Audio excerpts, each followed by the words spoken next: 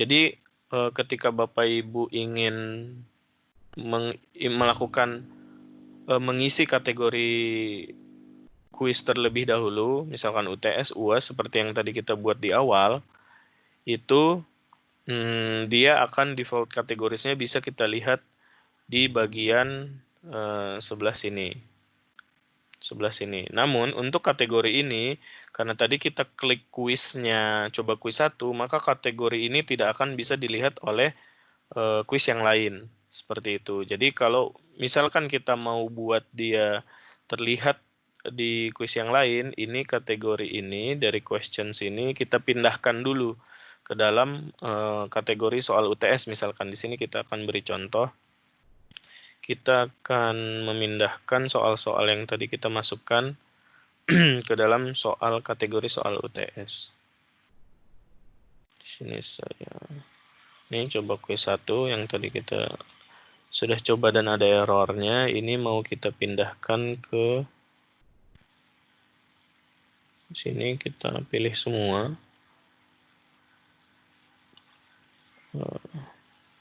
Nah, ini di sini kita pilih semua.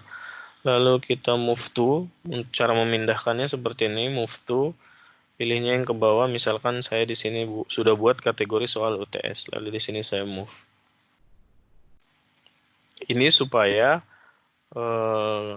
pertanyaan dari sini itu bisa diakses di kuis manapun yang kita buat, gitu. Jadi ketika misalkan tadi yang saya sebutkan di awal, kategori kuis itu dibuat dari awal, itu ketika kita create kuis itu bisa diakses. Kita import soalnya ke kategori itu, kita bisa melakukan import pertanyaan itu ke kuis-kuis lain. Namun jika dari kuisnya saja, itu kategorinya hanya untuk kuis itu saja. Gitu. Jadi tidak bisa kita tambahkan ke kuis lain kecuali kita pindahkan terlebih dahulu. Seperti itu. Nah, di sini kita akan coba tadi kategorinya sudah saya buat. Lalu kita add dari soal UTS. Nah, di sini seperti ini. Jadi karena tadi ada soal yang error, maka terjadi sintak error seperti ini. Ini tidak bisa kita lakukan tidak bisa kita import dari question bank karena tadi ada soal error di bagian question bank yang tadi. Nah, bagaimana cara menghapusnya? Di bagian kita kategoris, kita klik seperti ini. Soal-soal yang error tadi bisa kita pindahkan langsung. Misalkan kita buat jadi caranya di sini adalah pertama kita membuat kuis kosong. Ini kan tadi kita sudah contohkan bahwa ada error terjadi. Lalu bagaimana cara mengatasinya? Pertama kita buat satu kuis kosong. Oke, kita kembali ke kelas. Mohon maaf Mbak Uli, ini jadi lebih panjang kayaknya. Cuma ini pembahasan terakhir. Baik, Pak Dimas. Nanti mungkin Iya. kita tambahkan waktu untuk tanya jawab, tidak apa-apa ya, Mas? Nggak apa-apa, nggak apa-apa. Baik, Ini kita. terima kasih. Pertama kita buat kuis kosong seperti ini. Jadi Bapak Ibu sekalian bisa melakukan hal ini secara mandiri atau bisa menghubungi layanan helpdesk untuk membantu ketika ada kuis error seperti ini. Jadi langkah yang pertama kita lakukan untuk memindahkan soal yang error tersebut adalah pertama kita buat satu kuis kosong seperti ini. Lalu kita add.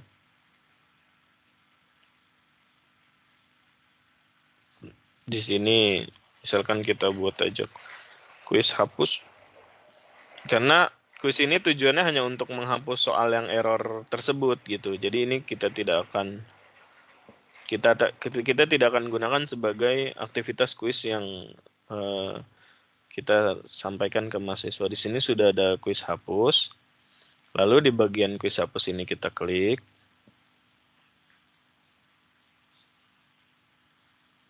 Lalu kita pilih question bank seperti ini.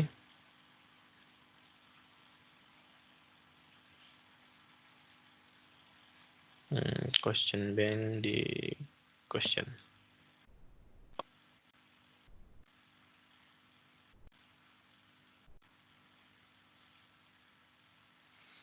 Lalu kita pilih, tadi errornya kita sudah pindahkan ke soal UTS seperti ini. Ini soal-soal yang error, kita bisa pindahkan seperti ini. Jadi ini biasanya tandanya kalau error, dia bisa seperti ini atau mungkin kosong. Seperti ini, dia menandakan bahwa soal ini yang membuat tadi error JSON string itu, seperti yang kita lihat. Jadi soal error ini bisa kita karena kalau misalkan kita hapus langsung, ini tidak bisa. Di sini kita coba, kita delete. Nah, dia akan error database, maaf. Kalau misalkan pertanyaan yang terimport secara normal, itu bisa kita hapus seperti ini. Nih, kita bisa delete. Nah, sedangkan soal yang error tadi itu, nah di sini berkurang menjadi 9. Tidak bisa kita hapus secara langsung di sini. Makanya kita harus memindahkan soal error ini, dua soal ini, kita coba move to ke dalam kategori quiz hapus. Ini. Kita quiz hapus. Lalu kita move to dua soal ini.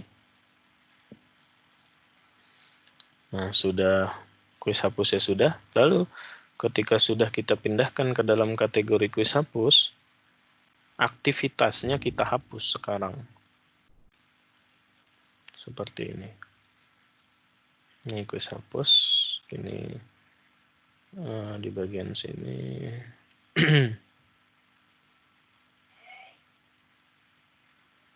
Kita hapus aktivitasnya, kita delete seperti ini. Delete quiz hapus ya. Jadi ketika quiz itu dihapus, tadi kan quiz ketika kita menambah aktivitas quiz, kategorinya otomatis terbuat. Nah, ketika kita menghapus sebuah quiz, maka kategorinya juga otomatis terbuat. Seperti itu. Lalu, bagaimana jika kita mau menambahkan pertanyaan yang tadi? Ini insya Allah sih sudah benar. Kita add question.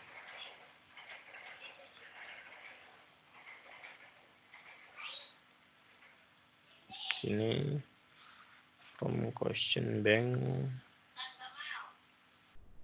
Nah, di sini sudah tidak ada error. Yang muncul seperti tadi. Coba misalkan kita import soal UTS. Sini, lalu kita add selection to the quiz.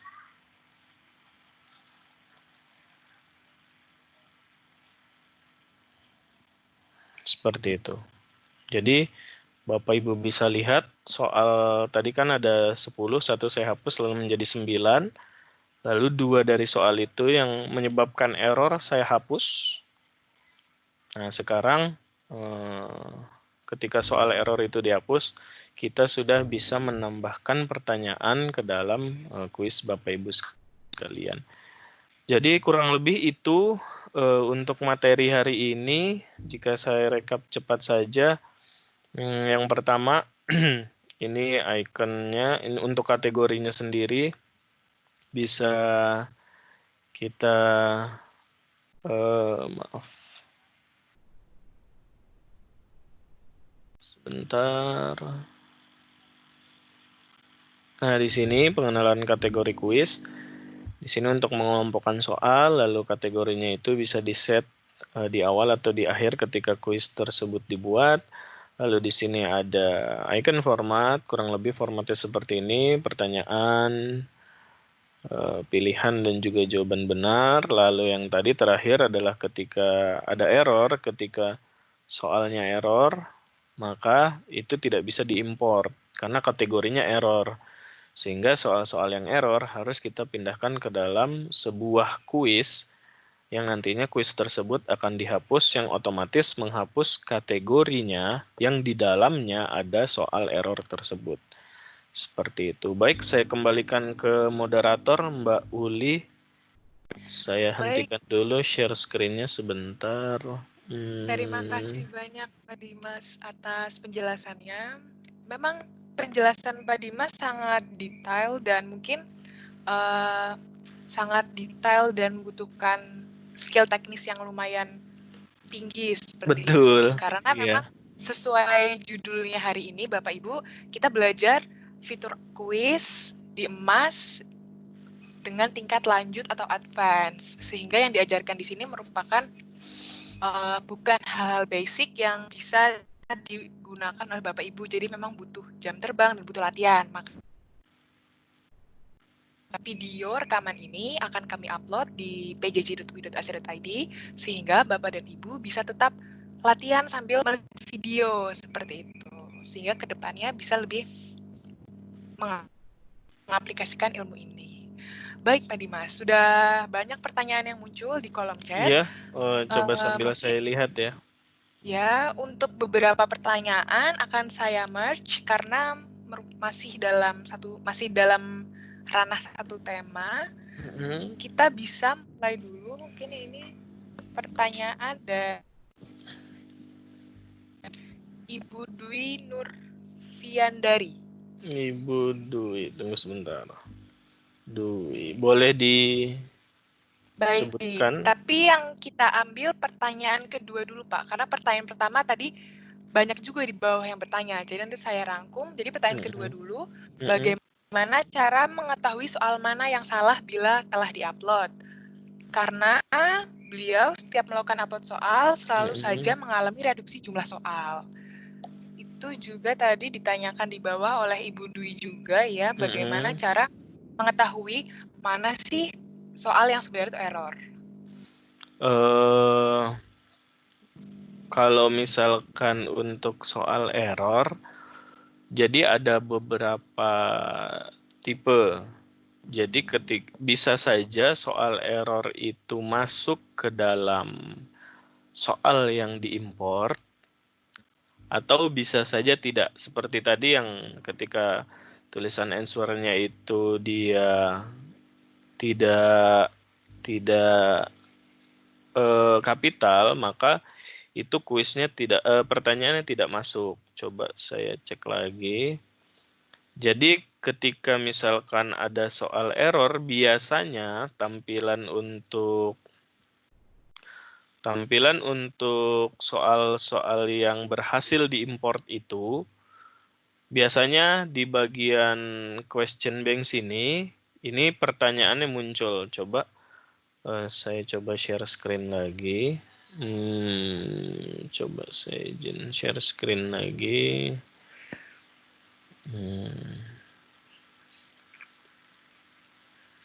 Sebentar. Sudah muncul ya share screen-nya Mbak Uli? Halo Mbak Uli? Oh belum ya? Sudah muncul ya. Jadi muncul, Pak.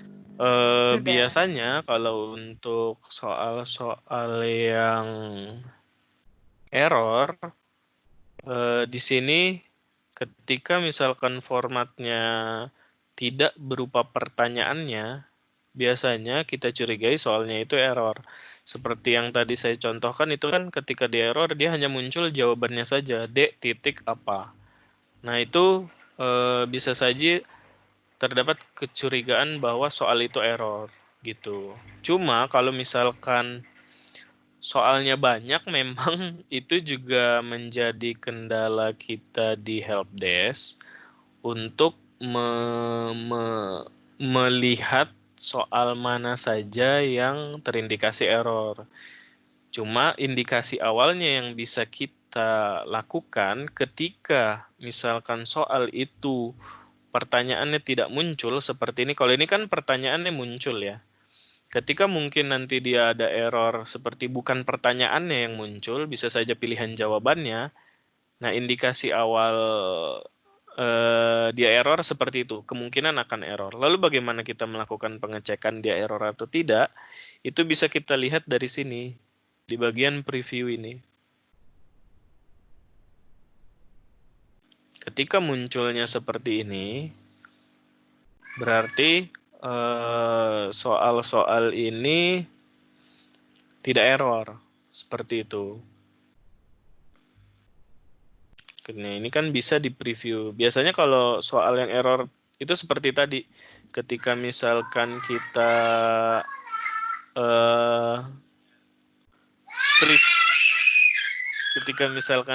preview, dia tidak bisa, terdapat error. Nah, namun ketika misalkan itu soal error yang di sininya tampilannya sudah terlihat benar, itu memang membutuhkan ketelitian gitu. Itu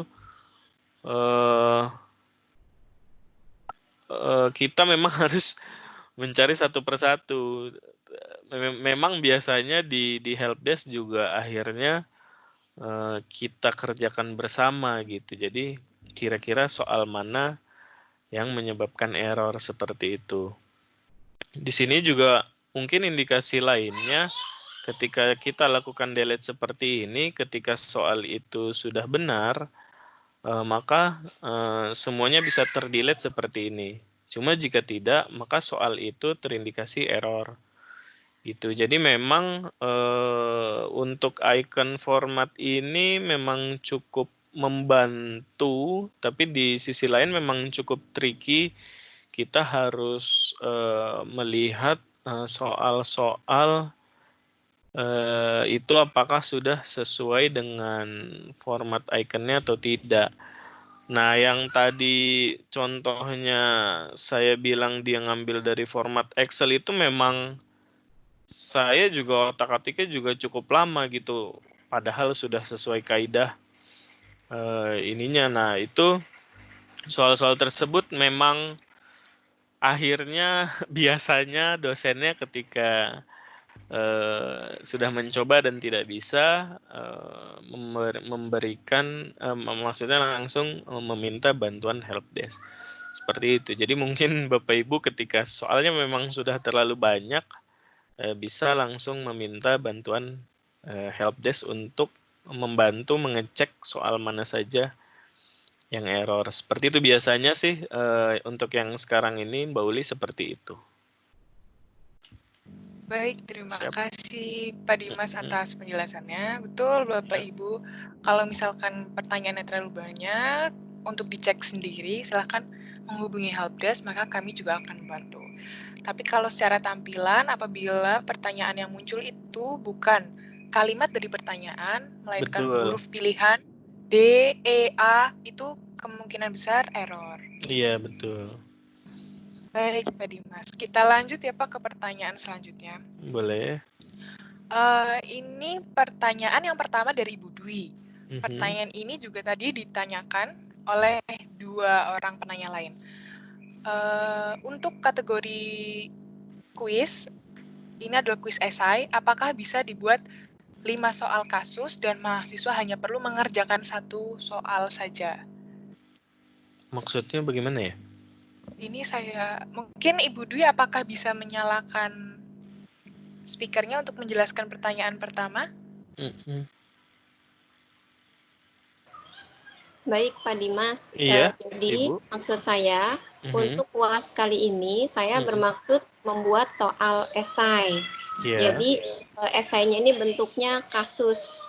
Jadi saya dari keperawatan, nanti saya bikin kasus pasien A, pasien B ada 5 kasus. Tapi mahasiswa cukup menjawab 1 saja. Jadi saya mau shuffle, misalnya mahasiswa A dapat kasus 1, mahasiswa B dapat kasus 3 gitu. Oh, itu di bagian pertanyaannya ya? Iya, apakah bisa disetting seperti itu, Pak? Bisa, cuma karena kalau hari ini kan kita materinya adalah icon format ya. Kalau misalkan untuk soal esai tidak bisa menggunakan icon format. Jadi dia harus membuat pertanyaan secara manual Lalu nanti di kuisnya itu dibuat shuffle seperti itu. Coba saya. Baik. Bagaimana Mbak Uli Mungkin untuk tadi pertanyaan penjelasan ini apakah? mungkin penjelasan dari Pak Dimas tadi bahwa soal esai tidak bisa diimport Di secara icon. langsung menggunakan icon format. Itu Betul. juga sudah menjawab pertanyaan dari Ibu Selvi Monalisa. Karena memang icon format hanya bisa digunakan untuk multiple choice ya Pak? Betul, untuk multiple choice saja karena memang formatnya seperti itu. Kalau untuk kuis esai sebenarnya di kelas Mas Dasar sudah kita buatkan videonya ya Mbak Uli. Mungkin Betul. jawabannya bisa ada di sana. Kemudian mungkin ini Pak, tadi karena Ibu Dwi menanyakan bagaimana cara mengacak soal esai ya Pak. Kalau ada 2 pertanyaan dari Bapak Indra Budi, bagaimana melakukan random soal kepada mahasiswa, misalkan Pak Budi memiliki 15 soal, namun mahasiswa cukup mengerjakan 10 dari 15 soal itu, namun dikerjakan secara acak.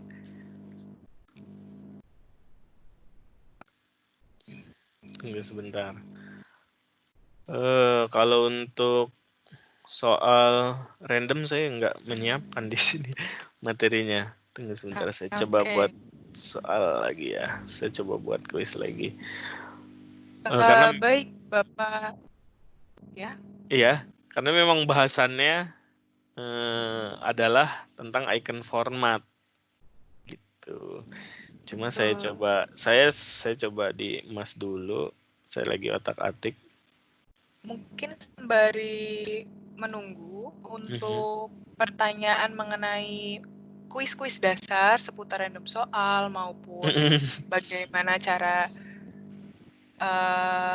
menambahkan soal secara multiple choice dan esai itu sudah dibahas di webinar kedua Bapak Ibu. Mungkin bisa lagi dibuka rekamannya kembali di web pjj.ui.ac.id seperti itu. Mungkin kita bisa lanjut ke pertanyaan selanjutnya dulu ya Mas Dimas. Nanti kita jawab lagi kalau misalkan bisa. Kita cari dulu pertanyaan yang sesuai dengan tema pada hari ini. Betul. Oke. Ini ada pertanyaan dari Ibu Martia Rahmaniati. Ibu Martia. Yang atas Pak, bagaimana jika ada soal dengan menggunakan equation, tabel, atau gambar? Apakah bisa ditulis di notepad dan bisa import masuk ke kuis kita? Terima kasih. Setahu saya kalau gambar di icon format tidak bisa ya. Karena di notepad kan tidak bisa masuk gambar kalau nggak salah. Betul. Iya, tidak bisa ya. Jadi yang bisa diimport adalah soalnya tanpa gambar dan tanpa tabel terlebih dahulu. Kemudian Bapak dan Ibu menambahkan tabel ataupun gambar setelah soalnya masuk ke kuis. Jadi diedit, tambahkan gambar, edit, tambahkan gambar. Mungkin seperti itu Bapak Ibu. Oke. Ada lagi pertanyaan dari Bapak Laode Abdul Rahman. Bagaimana memasukkan tabel dalam sebuah soal? Apakah satu soal hanya boleh satu jawaban atau bisa beberapa jawaban? Mungkin kalau untuk beberapa jawaban pilihannya bukan multiple choice ya. Tunggu sebentar, saya coba lihat pilihannya ada. Oh bisa, cuma kalau misalkan jadi untuk pilihan beberapa jawaban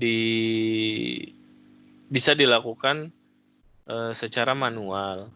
Cuma kalau untuk yang di icon format ini kita tidak bisa menambahkan jawaban lebih dari satu.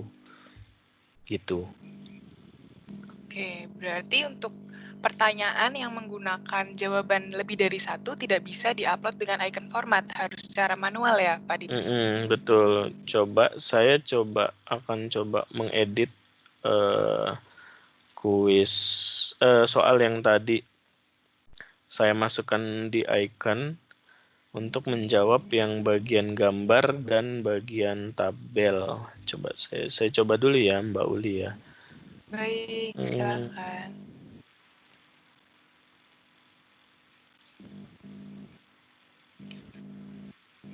Untuk Bapak Ibu yang membutuhkan rekaman webinar ini, nanti silahkan di link pjj.ui.id. Insya Allah hari ini akan diupload di web tersebut sehingga Bapak dapat melihat rekaman kembali dan mencobanya di rumah masing-masing dengan buka emas.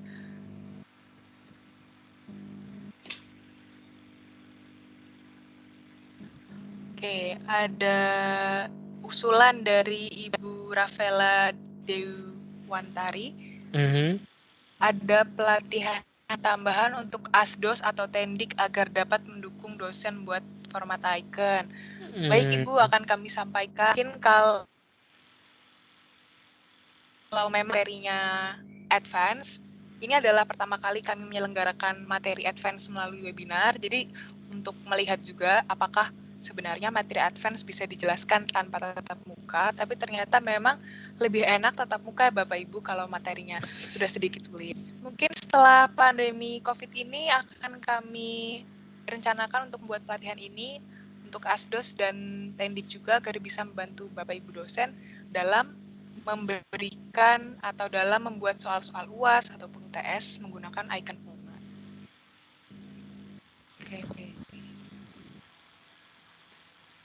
Oke, dari Ibu Sari Wahyuni, apakah mungkin ini saya bantu jawab pertanyaan yang bisa saya jawab, boleh Dimas? Boleh silakan Mbak Uli. Baik, sekalian menunggu Pak Dimas menyiapkan contoh kasusnya, saya akan jawab beberapa pertanyaan yang bisa saya jawab. Mungkin dari Ibu Sari Wahyuni, apakah bisa multiple questions di mix dengan open-ended questions? Bagaimana markingnya? Bisa Ibu. Pada dasarnya, Ibu atau Bapak dapat membuat banyak jenis pertanyaan, misalkan esai dan minum apa? Air putih atau apa? Maaf, Ibu Sari, saya terlebih dahulu Ibu. Oke. Jadi pada dasarnya di kuis emas, Ibu atau Bapak bisa membuat soal lebih dari satu jenis, misalkan esai dengan multiple choice, kemudian case-case lainnya, misalkan kasus, kemudian Bapak Ibu menambahkan 5 soal multiple choice dan mahasiswa hanya boleh memilih 2, itu bisa Bapak Ibu. Bagaimana dengan markingnya? Tadi juga ada yang bisa menanyakan bagaimana grading dengan soal-soal yang bukan multiple choice. Jadi pada dasarnya nilai yang bisa dilakukan otomatis dari emas adalah nilai-nilai satu multiple choice karena jawabannya bisa langsung disetting sehingga nilai langsung tertampil. Yang kedua adalah nilai true or false, itu juga bisa langsung terlihat, dan yang ketiga adalah short answer. Tapi selain 3 itu, maka penilaian harus dilakukan secara manual, Bapak Ibu. Jadi kalau esai, silahkan masuk ke menu grading dan nilai set. Mungkin dari Ibu Sari, apakah ada klarifikasi atau pertanyaan? Mungkin kalau ingin menambahkan bisa diaktifkan. Boleh tanya langsung di sini, Mbak? Iya, silakan ya. Ibu Sari. Ya, jadi kalau misalnya mix checkpoint ya, sama open-ended question, sistemnya gimana ya? Apakah kemudian yang open-ended itu kita nilai sendiri atau gimana? Betul, Ibu. Jadi kalau yang open-ended, nanti Ibu nilai manual di grading, tetapi yang multiple choice nilainya langsung ada di situ, Bu. Oke, nah bagaimana mengintegrate ya nilai yang kita dapatkan? Kita kan ini ada nilai checkpoint banyak nih karena kuis dan sebagainya. Mengintegrate ke SIAK, bisakah? Oh, kalau dari emas sendiri tidak bisa mengintegrasi nilai ke SIAK, Ibu. Jadi memang pada dasarnya dosen harus menginput secara manual dari emas ke SIAK karena kita belum terintegrasi khusus untuk nilai, Ibu. Yang sudah terintegrasi hanya mata kuliah dan mahasiswa juga dosen. Data-data itu saja. Namun untuk nilai itu belum terintegrasi, Bu. Jadi memang harus manual dimasukkan ke dalam SIAK. Oke, nah kemudian maaf ini ada pertanyaan lagi. Kalau idealnya, jadi kemarin itu ada beberapa kasus ya yang ujian 60 menit dengan soal kalau nggak salah 60. Nah dengan pertimbangan satu pertanyaan itu adalah 1 menit. Nah menurut ini rule of thumb-nya supaya mahasiswa tidak bekerja sama, itu bagusnya berapa pertanyaan ya? Itu satu hal. Kemudian oh ya tadi katanya saya nunggu tautannya ya bagaimana karena kami mensinyalir ada beberapa mahasiswa itu kerjasama Mbak. Nah dari jamnya, pertanyaannya dan sebagainya. Nah apakah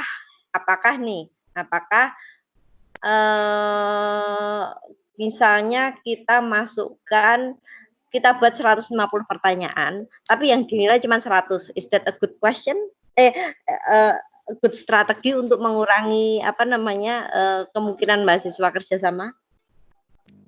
Jadi maksudnya ya Bu, silakan. Ya, jadi apakah lebih bagus kita buat pertanyaan yang banyak, tapi yang dipakai cuma 100 gitu? Jadi acak aja automatically hanya yang 100 itu yang kita nilai, yang 50 nggak dinilai. Berarti kan mahasiswa gesengnya bisa, waduh kok beda-beda ya pertanyaannya, kan mereka nanti kita acak tuh pertanyaannya. Kalau kita buat 150 kemungkinan mereka mendapatkan soal yang berbeda-beda kan lebih banyak daripada kita buat exactly let's say cuma 60 gitu loh. So what is the best strategi sebagai dosen? Oke, baik Ibu. Itu adalah pertanyaan yang membutuhkan waktu cukup panjang Bu untuk menjawab karena ini juga kemarin dijelaskan di webinar terakhir sebelumnya. Untuk link webinar sudah saya PC ya Ibu, mohon dicek.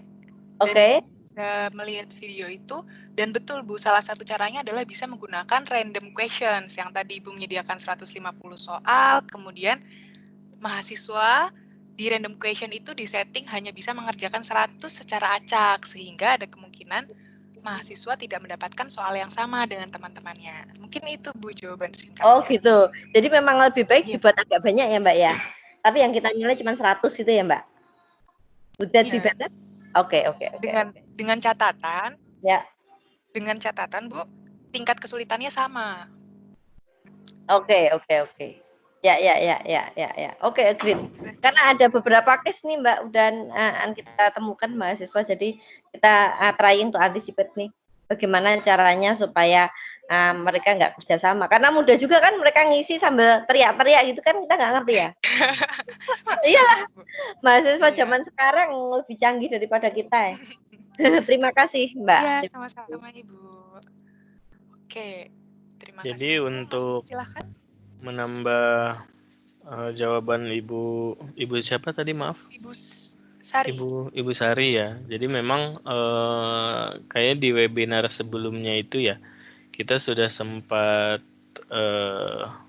memberikan beberapa best practice untuk ujian dan juga kira-kira dugaan kecurigaan kecurangan apa saja yang mungkin bisa terjadi.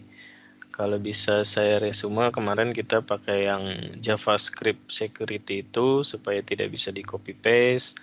Lalu juga untuk halamannya itu jangan dibuat satu halaman itu 100 soal, itu akan memudahkan mahasiswa untuk bisa copy paste di halaman yang sama tanpa harus klik tombol next, dan juga tombol next itu juga sebenarnya berfungsi untuk menyimpan jawaban mahasiswa ketika misalkan terjadi error atau kendala internet, misalkan seperti itu. Nah, itu beberapa best practice yang waktu webinar 4 ya, Mbak Uli ya, betul ya? Betul, webinar 4. Jadi di sini saya sudah menemukan yang untuk menambahkan gambar di mana? Di pertanyaannya. Bisa saya share screen dulu, Mbak Uli? Iya, silakan. Di sini tadi pertanyaan dari Bapak siapa ya? Maaf, saya agak lupa. Pertanyaan dari Ibu Martia. Bu Martia ya, oke. Jadi di sini juga kita akan mencoba melakukan Bapak Laude ya. Di sini kita akan mencoba jadi ketika Bapak Ibu sekalian membuat pertanyaan secara manual untuk PG khususnya di sini nanti akan tampilannya seperti ini. Jadi di bagian yang berbintang ini Bapak dan Ibu wajib isi. Jadi question name-nya ini Bapak Ibu harus isi. Lalu question text-nya Bapak Ibu harus isi. Lalu di bawah di sini mark-nya berapa nilainya. Lalu di sini ada feedback kah atau tidak. Di sini bisa multiple answers allowed. Yang tadi ditanyakan juga ya sama Bapak Laode ya. Jadi bisa memang lebih dari satu, hanya dibuat di manual. Nah, lalu di sini ketika Bapak Ibu sekalian membuat kuis PG secara manual, ribetnya adalah di sini pilihan satu, Bapak Ibu harus ketik di sini pilihan satu. Lalu jawaban ini benar atau salah? Kalau salah dia dinonkan saja. Lalu apakah ada feedback atau tidak? Ini misalkan ini pilihan A gitu. Jadi Bapak Ibu harus mengklik. Lalu di bagian choice 2 siapa? Lalu jika jawaban ini benar, grade-nya 100%. Nah, jika mau multiple answer, jawabannya lebih dari satu, grade-nya bisa diubah secara manual seperti ini. Gitu. Jika tidak, dinonkan saja. Nah, di sini jadi ketika misalkan di icon format, ini simpelnya kita buat, ini kan kalau nggak salah pertanyaannya Presiden RI kedua. Ya betul. Jika di icon format ini, hal ini sangat simpel sekali. Jadi kita hanya tulis ini sebagai pertanyaannya, yang nantinya akan menjadi question name dan question text. Lalu pilihan ini secara otomatis akan masuk ke dalam choice ini. Nih, Soekarno, Soeharto, lalu B.J. Habibie, dan lain sebagainya tuh. Jadi di icon format, simpelnya hanya kita buat seperti ini, lalu kita buat secara manual, dia akan dijabarkan secara satu persatu gitu. Dan answer yang benar di sini adalah B, Soeharto. Nah, di sini kita bisa melihat langsung grade-nya 100%. Seperti itu. Jadi bagaimana icon format itu membuat soal pilihan ganda ini menjadi lebih mudah daripada Bapak Ibu sekalian menuliskan, dan biasanya di sini hanya 3. Bapak Ibu misalkan mau nambah jadi 5, di sini harus blanks for 3 more choices. Bayangkan jika 100 soal Bapak Ibu membuat secara manual, harus tulis question name, question text, lalu ABCD-nya harus ditulis di sini A, lalu di sini oh ini salah, non, lalu B, di copy lagi, di paste lagi, oh ini benar 100%, lalu ini lagi gitu. Sangat memakan waktu. Makanya icon format ini sangat membantu untuk di soal pilihan ganda. Lalu di sini saya sudah menambahkan gambar yang tadinya di sini kan tidak ada gambar. Lalu mungkin Bapak Ibu mau menambahkan gambar seperti ini.